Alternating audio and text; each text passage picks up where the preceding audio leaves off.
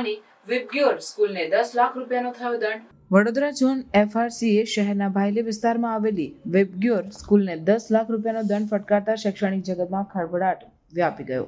Vadodara zone એફઆરસીના સભ્ય કૃણાલ બ્રહ્મભટ્ટે એક વાતચીતમાં કહ્યું કે આ સ્કૂલ દ્વારા એફઆરસીના નિયમોનું પાલન કરાઈ રહ્યું નથી.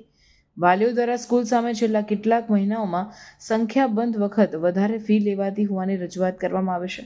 તેમણે આગળ કહ્યું હતું કે સ્કૂલને નોટિસ બોર્ડ પર એફઆરસીનો ફીનો ઓર્ડર નહીં મૂકવા બદલ 1 લાખ રૂપિયા, એફઆરસીના નિયમ પ્રમાણે 1 ક્વાર્ટરની જગ્યાએ 2 ક્વાર્ટરની ફી વાલીઓ પાસેથી લેવા બદલ 1 લાખ રૂપિયા, વાલીઓની ફરિયાદ બાદ ડીયુ કચેરી દ્વારા બનાવવામાં આવેલી તપાસ સમિતિને જરૂરી દસ્તાવેજો પૂરા નહીં પાડવા બદલ 3 લાખ રૂપિયા અને એક જ કેમ્પસમાં પ્રી પ્રાઇમરી સ્કૂલ ચલાવવા માટે અને તેની ફી મંજૂર નહીં કરવા માટે 5 લાખ રૂપિયા એમ કુલ મળીને 10 લાખનો દંડ ફટકારવામાં આવ્યો છે.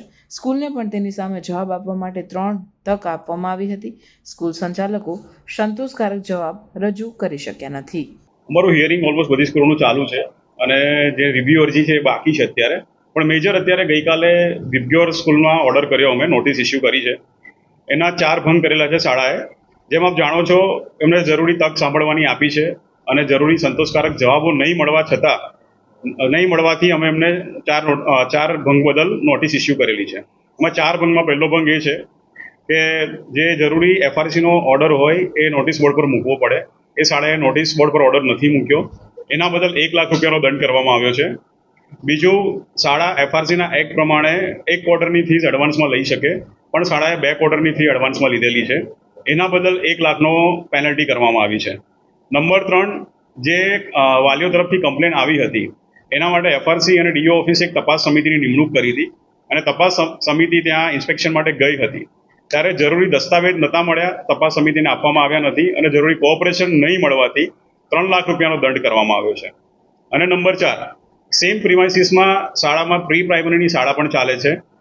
જે કાયદા પ્રમાણે એફઆરસી એક્ટ પ્રમાણે 2023-24 થી 25-27 સુધીનો ઓર્ડર મંજૂર કરાવવો પડે. એ ઓર્ડર મંજૂર કરાયા વગર શાળા ફીસ લઈ રહી છે, જે એક ગુનો છે એફઆરસીના એક્ટ પ્રમાણે, અને એના માટે 5 લાખ રૂપિયાનો દંડ કરવામાં આવ્યો છે. એમ ટોટલ 10 લાખ રૂપિયાનો શાળાને દંડ કરવામાં આવ્યો છે. અને ઓવરઓલ એમને જરૂરી હિયરિંગની તક પણ આપી હતી અને જરૂરી હિયરિંગમાં જરૂરી દસ્તાવેજો એ લોકો પ્રોડ્યુસ કરી શક્યા નથી અને સંતોષકારક જવાબ આપી શક્યા નથી. એના માટે આ દંડ કરવામાં આવ્યો છે. પ્રાર્થના સંદેશ ન્યૂઝની તમામ લેટેસ્ટ અપડેટ્સ માટે ચેનલને હમણાં જ લાઈક, શેર અને સબસ્ક્રાઇબ કરો.